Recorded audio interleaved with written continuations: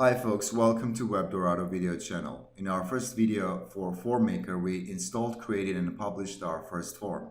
In this video, we will speak about form fields and their options.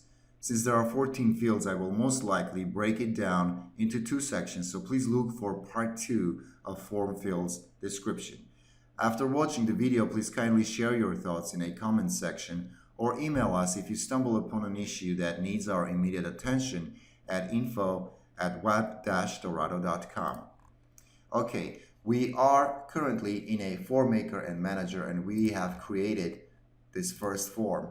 And what I'm going to do is I'm going to click on add new field each time, and I'm going to talk about each field and its options. The first one here on the left top side is custom HTML. The minute you click on it, a text tab appears. Actually, we have text and visual tabs here in the text area, and you should add your custom HTML code here in a text tab. And I've created a table. I'm going to paste it here, okay, and I can see it by clicking on a visual tab. The next one is our text input. Okay, the very first one is simple text, and let's talk about its options.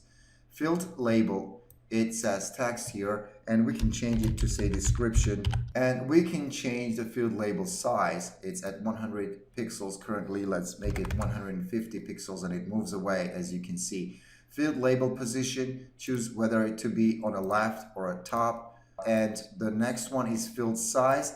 That's basically your text area, and it's at 200 pixels right now. To be on a safe side, I will make it 300 pixels, and it will become bigger. In value if empty section, you can have certain text displayed when the field is empty. Next, we have a required field. We will choose here whether this field is going to be required or not. The minute I select required field, red asterisk appears next to the description here.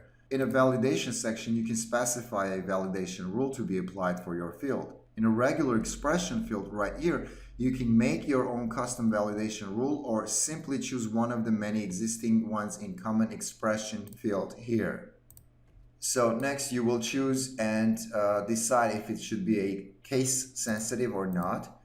You will also have alert message. When the information is typed incorrectly, there will be a certain message alerting your viewer that the message has been entered incorrectly. Now, in allow only unique values, we choose if the submitted value of the field has to be unique for each submission. In other words, the same value cannot be entered again after it has been submitted already. What we have next here is additional attributes, and it is for customizing specific properties of the field. Here you can use JavaScript functions that are defined in the JavaScript tab of the FormMaker's Form Options section, and we will talk about it in a different video.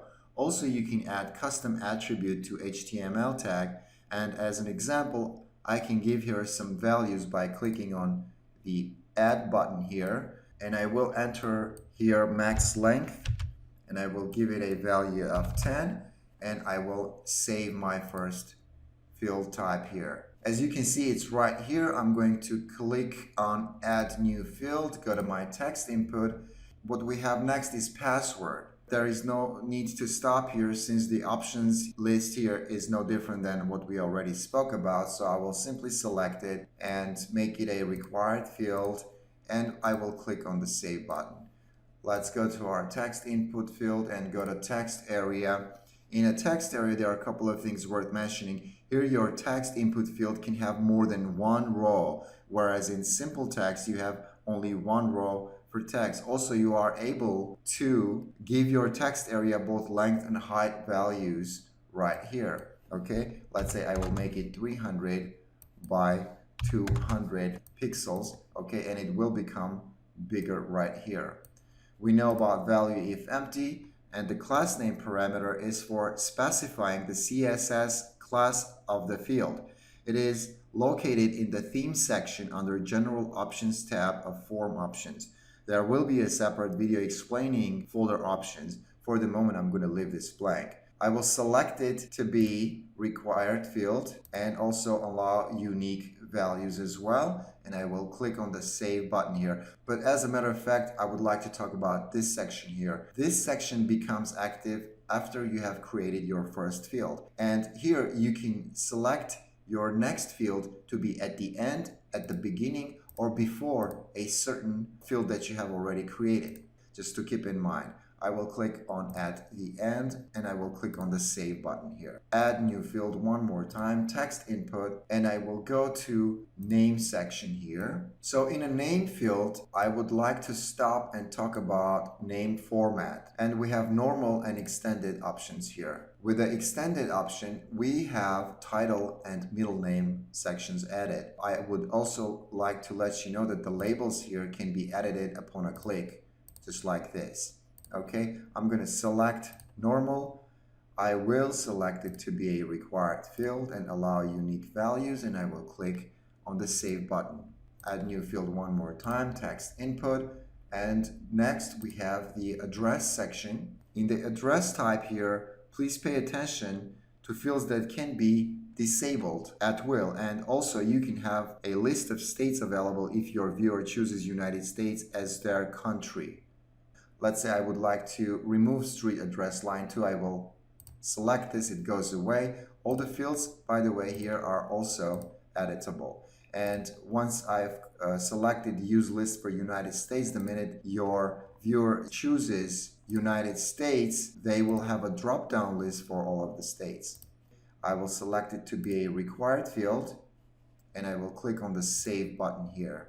We'll click on add new field one more time, go to text input, and right under address we have address mark on map. I will skip the familiar fields and we'll talk about default location here. And by default it's Paris, France. To change your location, you can drag the marker on the map, but this may not be very convenient in some cases, hence we will give it a specific address, and as soon as I click outside of it, it will take me exactly to that address. As you notice, the longitude and latitude do change automatically. We can also change our map size, probably make it 500 by 300, and it will become bigger, and I think it looks better that way. In marker info, you can specify your company's information. When I click on the marker here, it's empty, but the minute I enter any information that I would like, it will display that information immediately after I click on the marker. I will save this as well. Now, email type, since all of the options here are no different than what we have covered so far, I will simply select the field, save it, and go to our next field type.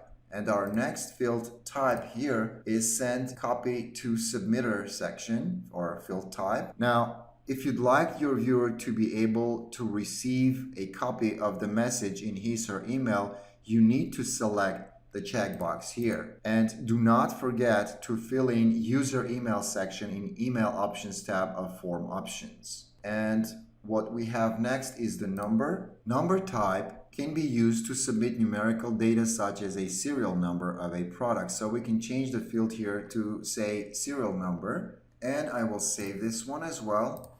Let's go to our next field type, and that's the phone number. Here in value if empty, you can specify a format as to how you would like the phone number entered.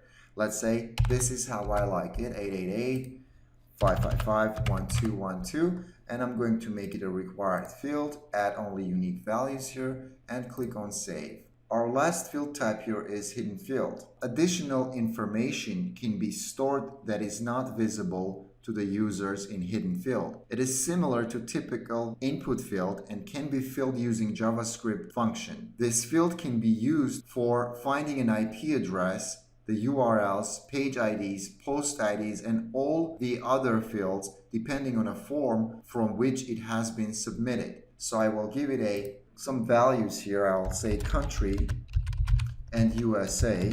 Click on save. So at the moment I would like to see the form that I've created so far. I'm going to click on apply to save all of the changes that I've made to this form. I need to put it either on a page or a post. So I will go to my pages. I've created a new page for this form, first form, and I will either copy the shortcode from the forms list, or I can simply click on the insert form maker button, select my form, click on the insert, and I will click on update button here. And I'm going to go to my page, refresh this page and I can definitely, surely see my form that I've created so far. And so with this, I'm going to conclude part 1 of this video here, and in next one, we will go through the rest of the fields for the form maker. I surely hope you like our videos, and if so, please like us and hit the subscribe button and follow us on social networks.